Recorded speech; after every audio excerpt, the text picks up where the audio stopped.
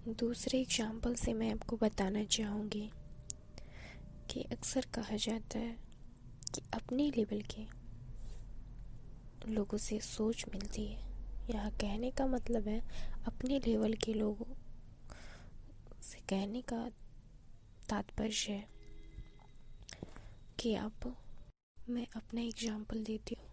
जैसे मैं इकलौती थी और मैं कॉलेज जब भी जाती थी तो मेरे दोस्त लोग कहते थे कि तुम तो इकलौती हो, तुम्हें क्या कमी है, तुम्हें तो अच्छे ड्रेसेज हैं, गाड़ी है, सब कुछ है तुम्हारे पास, माँ पापा का दुलार प्यार है, तुम्हें किसी चीज़ की कमी नहीं है।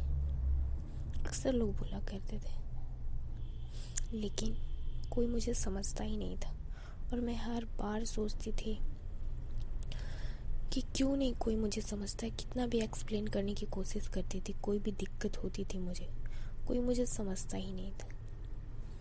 फिर उसके बाद क्योंकि इकलौते को क्या क्या दिक्कत होती है वो इकलौता ही जानता है। जो अकेला होगा माँ बाप का बच्चा, वो अकेले माँ बाप का जो बच्चा होगा वही एक दूसरे को समझ सकते हैं। जिसके पास भाई बहन होंगे या फिर इकलौता का मतलब लोग ये भी सेंस करते हैं कि मतलब जैसे एक भाई और एक बहन हुए तो बहन तो इकलौती हुई, वैसा नहीं, ओनली वन चाइल्ड। तो इस तरह का तो आपका सिचुएशन कौन समझेगा, जो सेम लेवल का है ना। तो फिर एक दिन ऐसा हुआ कि कोई मेरा सिचुएशन नहीं समझते थे। तो एक मेरी दोस्त थी जिसकी बहन की शादी हुई। उसके बाद उसने कहा, अरे यार जानती हो मेरी दीदी थी तो मुझे तो कोई फ़र्क नहीं पड़ता था, दीदी पूरा घर संभालती थी। अब दीदी चली गई ना, तब मुझे समझ में आ रहा है कि अकेले काम करना, पूरी फैमिली की जिम्मेदारी कितनी होती है। मेरे ही सर पे आ गई सारी जिम्मेदारी दीदी के जाने के बाद। अब मुझे समझ में आया कि कितनी जिम्मेदारी होती है और क्या क्या तकलीफ़ उठानी पड़ती है इकलौते को। और फिर वो मुझसे सॉरी बोली कि सॉरी यार, मैं तुम्हारे सिचुएशन को नहीं समझ पाई। तो यहाँ क्या होता है पता है, गलत लोग से हम अपना सिचुएशन बोलते हैं, राइट, जो हमारे लेवल के ही नहीं है, जो हमारे सिचुएशन के बराबर नहीं है, जिनका सिचुएशन हमारे सिचुएशन से टैली नहीं करता है, हम उन्हें अपनी बात कहते हैं और सोचते हैं कि वो मेरी बात समझे, मेरी तकलीफ़ को समझे। तो कैसे समझेंगे, समझ ही नहीं सकते। दूसरे एग्जाम्पल से मैं आपको समझाती हूँ। मेरी माँ डेथ कर गई रोड एक्सीडेंट से। उनका पूरा शरीर कुचल गया था। ट्रक के धक्के से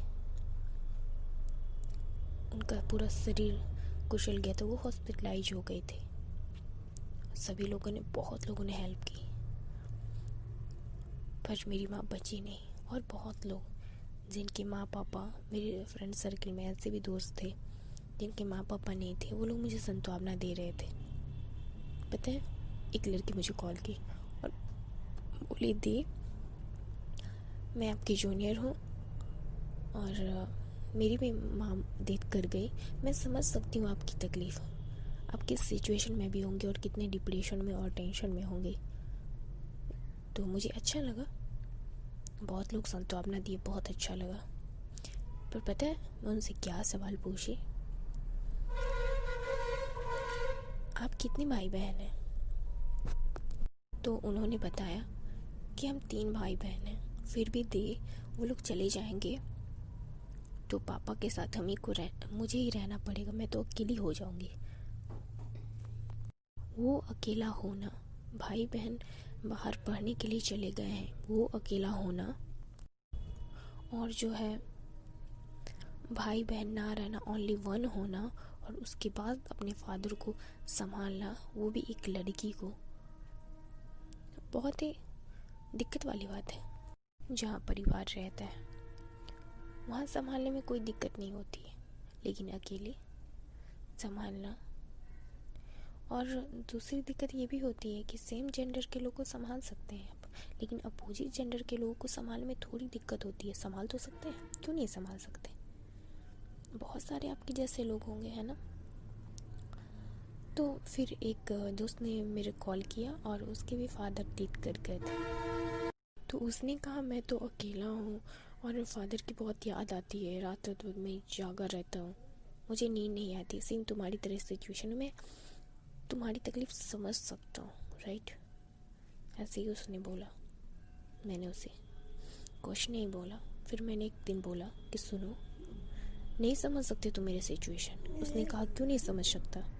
मैंने कहा नहीं समझ सकते तुम मेरे सिचुएशन क्योंकि तुम्हारे भाई हैं, भाभियाँ हैं, घर में इतने लोग हैं, तुम अकेले नहीं हो। उसे अकेले रहना नहीं कहते, है ना? घर में और फैमिली मेम्बर, ठीक है रूम अलग हो सकते हैं, लेकिन एक ही घर में फैमिली मेम्बर है ना, सब एक दूसरे से तो बात करते हो।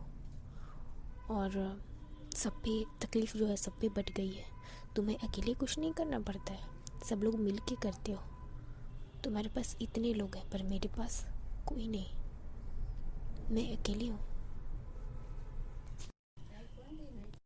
हाँ, मैं मानती हूँ कि मेरे दोस्तों के माँ बाप मरे, लेकिन वो नेचुरल डेथ से मरे, यूँ एक्सीडेंटल नहीं। तो उनसे तकलीफ़ बर्दाश्त नहीं हो रही है। और इतने भाई बहन हैं, साथ में घर में फैमिली मेम्बर है, फिर भी वो अपने आप को अकेला महसूस कर रहे हैं और तकलीफ़ नहीं सह पा रहे हैं। तो उन लोगों को तो ये समझना चाहिए ना, मेरी तकलीफ़ समझनी चाहिए, ये समझना चाहिए कि उनके पास इतने लोग हैं और हमारे पास कोई नहीं, मैं सिर्फ अकेली, राइट? लेकिन लोग नहीं समझ पा रहे क्योंकि उस लेवल तक नहीं है ना, क्योंकि वो इकलौते नहीं है। अगर होते तो इस तरह से नहीं बोलते। और बहुत लोगों ने मुझे बहुत कुछ सुना है। लोगों ने कहा मेरे फादर को संभालना था और उसके बाद मेरी एक बहन मुझे कॉल की और मुझे उसने बोला कि तुम पुराने ख्यालात की हो, तुम अपने फादर की देखभाल नहीं कर सकती, तुम नहीं जा सकते, तुम रह नहीं सकते। वो मुझे ताने दे रहे थे, मैं सुनते जा रही थी, उनकी इज्जत करते जा रही थी। उन्होंने कहा, मैंने उन्हें बताया दी सेफ्टी को लेके भी दिक्कत है। उन्होंने कहा सेफ्टी क्या होता है, तुम आज की मॉडर्न लड़की नहीं हो और लड़कियां हॉस्टल में रहती हैं कि नहीं, अकेले नौकरी करती हैं कि नहीं। वो ये मुझे बोल रही थी। मैंने बोला हाँ दी, ठीक है वो करती हैं, पर इसका मतलब आप समझ क्यों नहीं रही हैं, वहाँ सेफ्टी की दिक्कत है। और बड़े बड़े शहरों में आपने देखा होगा किडनैपिंग, मर्डर सब कुछ होता है। और फिर मेरे पापा जॉब पे चले जाते और लोग जान गए थे कि इसके माँ नहीं है, तो बहुत लोगों की गंदी नज़रें होती है। उसे फेस करना एक लड़की के लिए बहुत ही टफ होता है, खुद को बचाना ये टफ होता है। और उसके बाद उसी घर में रहना जिस घर में माँ की यादें थी, कितना डिफ़िकल्ट होता है ना। हाँ, मेरी दीदी ने बोला कि अकेली लड़की नौकरी नहीं करती है, अकेले हॉस्टल नहीं जाती है, लेकिन वो भूल गई कि उसके पीछे वो अगर लड़की जाती है ना तो उसके भीतर से रहता है कि मेरे गार्जियन मेरे पीछे खड़े हैं, मेरी सेफ्टी के लिए, कुछ भी होगा मेरे गार्जियन संभाल लेंगे। लेकिन जिस लड़की और जिस बच्चे को गार्जियन ही ना हो, संभालने वाले ही ना हो, तो खुद को कैसे संभाले, है ना? तो वो सिचुएशन नहीं समझ सकते क्योंकि वो लोग अपने बच्चों के साथ हैं। उन्होंने मुझे कहा कि मेरी बेटी ने तो अपने फादर को हॉस्पिटल में साथ रही, अकेले संभाली, बैठी रही, रात भर जगी रही, ठीक है। उनके हस्बैंड अपाहिज थे, तो घुटने में दिक्कत थी, तो घुटने का ऑपरेशन के लिए वो लोग गए बाहर दिखाने के लिए। तो हॉस्पिटलाइज थे, तो उनकी बेटी बैठी थी और देख रही थी और रात भर जगी थी। तो वही बोल रही थी मेरी बेटी की नहीं, राइट, की ठीक है, आपकी बेटी की, पर कुचला हुआ शरीर अपने पेरेंट का सब नहीं देख सकता। उनके हस्बैंड अच्छे भाले थे, लेकिन मेरी सिचुएशन तक वो नहीं पहुंच सकते थे।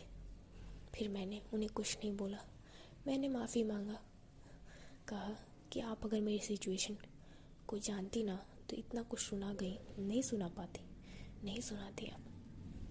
मैंने कहा, उसके बाद मैं सोचे कि नहीं, उन लोगों से बात ही नहीं करनी चाहिए जो लोग आपके लेवल और सिचुएशन के लेवल में नहीं हो। उन्हें कुछ भी बोलना अपना मुंह खराब करने के बराबर है।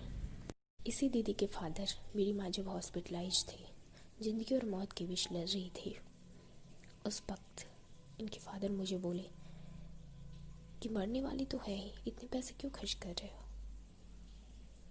और इतना ही नहीं, उन्होंने कहा पहले क्यों नहीं मर गई। और मानिए, उस वक्त जब आपके गार्जियन इस जिंदगी और मौत के बीच झूल रहे हो और आप अकेले सब संभाल रहे हो और कोई आपको सपोर्ट करने वाला नहीं हो और तोड़ने वाला हो और इस तरह की बातें करता हो, तो कितना बुरा लगता होगा ना, है ना। फिर भी मैंने किन्हीं को जवाब नहीं दिया। मैंने कहा वक्त बताएगा। अगर मैं भी उनके बेटी की दामाद को जैसे घुटने में दिक्कत हुई, अगर मैं पलट के जवाब दे देती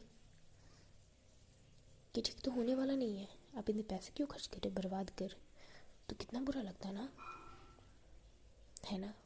पर मैंने नहीं दिया। मैंने कहा वक्त की बात है। तो और दूसरी बात ये भी मैं सोचती थी कि अगर कुछ इमरजेंसी हो गया, मेरे पापा उस समय सदमे से गुजर रहे थे और डिप्रेशन से, मैं उनका इलाज तो कर रही थी एज ए डॉक्टर, पर मुझे लगता था कि अगर आधी रात को मेरे पापा की तबीयत ख़राब हो गई तो मैं क्या संभालूंगी, कैसे कॉल करूंगी लोगों को, लोग आएंगे या नहीं आएंगे, ये मैं सोचती थी। क्योंकि बहुत लोग ऐसे होते हैं कि जब आपकी ज़रूरत पड़ेगी ना तो मोबाइल स्विच ऑफ कर लेते हैं।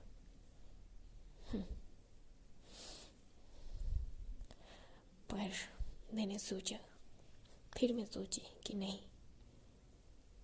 मैं एक डॉक्टर होके ये नहीं सोच सकती। मुझे जो भी होगा मैं संभालूंगी खुद अकेली, और अकेली आई हूँ, हर कोई अकेले आता है और अकेले ही जाता है, और मैं अपने फादर को खुद संभालूंगी, अकेले ही संभालूंगी। कुछ इमरजेंसी हुई तो उसी परिस्थिति में पापा को लेगी, इलाज करूंगी और मैं सब कुछ मैं ही संभालूंगी। मैं सेल्फ सफिशिएंट हूँ और मैं इस तरह से मैं वहाँ रही। और फिर बहुत लोग ताने भी मारने वाले होते, तो लोगों की बातों का मुंह तो नहीं पकड़ सकते ना। जितने लोग उतनी तरह की बातें, है ना। एक गाना तो सुना होगा, कुछ तो लोग कहेंगे, लोगों का काम है कहना। वही वाली बात है, जिन्हें बोलने की आदत है वो तो बोलेंगे, वो तो कभी सुधर ही नहीं सकते ना। और इस तरह से मैं अपने फादर के साथ वहाँ रही और अकेली सब संभाली।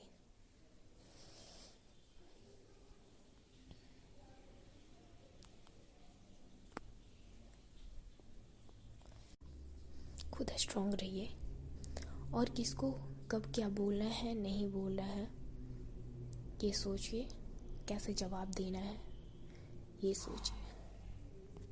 एक और एग्जाम्पल मैं बताती हूँ मुझसे जुड़ा हुआ। मेरे एक दूर के रिलेशन में मासी लगती थी, उनकी छोटी बेटी, उससे क्रॉस, हाँ, मैट्रिक या इंटर में क्रॉस लग गया।